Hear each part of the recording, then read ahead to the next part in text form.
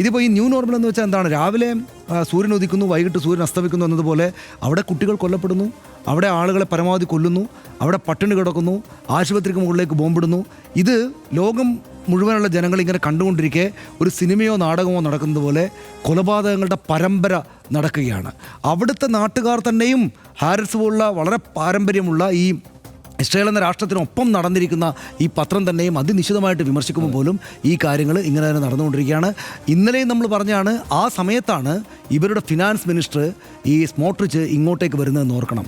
ഇങ്ങോട്ടേക്ക് വരുന്നത് ആ സ്മോട്രിച്ച് ആവർത്തിച്ച് ബെഞ്ചമിൻ നെതന്യാഹുവിൻ്റെ അതേ ലൈനിൽ അതികർക്കശമായിട്ട് സംസാരിക്കുന്ന ഇയാൾ ഇന്ത്യയുടെ മണ്ണിൽ കാലുകുത്തും എന്ന് പറയുന്നത് അസഹ്യമായിട്ടൊരു കാര്യമായിരിക്കും. അത് ആർക്കാ അസഹ്യമായിരിക്കും? ഇപ്പോൾ ഈ ദോഹയിലെ ആക്രമണവും കൂടെ കഴിഞ്ഞതിന് ശേഷം ഇവർ അതിക്രൂരരാണ്, ഏത് നിലക്കും അടിച്ചു തീർത്തിട്ടേ ഇവർ പോകൂ. ലോകത്തെ സകലമായ രാജ്യങ്ങളും എതിർത്തുകൊണ്ടിരിക്കുമ്പോഴും ഞങ്ങൾ ചെയ്യേണ്ടത് എവിടെ കയറിയിട്ടും ചെയ്യും എന്ന് പറഞ്ഞുകൊണ്ടിരിക്കുന്ന ഈ രാഷ്ട്രത്തിൻ്റെ ഒരു തലവൻ ഇങ്ങോട്ടേക്ക് വരുന്നു എന്ന കാര്യം അവിടെ ഉണ്ട്. ഇത് ഇന്ന് ദോഹയിലും ഖത്തറിലും ചെയ്തിട്ടുണ്ടെങ്കിൽ അവരെവിടെയും ചെയ്യും, എന്ത് കാരണമുണ്ടാക്കിയിട്ടും ചെയ്യും.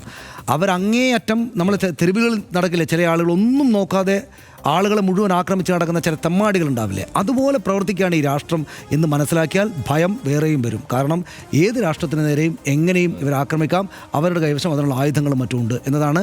ഈ ന്യൂ നോർമൽ സ്ഥാപിക്കപ്പെട്ടിരിക്കുന്നു. ആ ന്യൂ നോർമൽ നമ്മളെപ്പോലെ ഇവിടെ നിൽക്കുന്ന ആളുകളെപ്പോലും വേവലാതിപ്പെടുത്താണ് എന്നാണ്.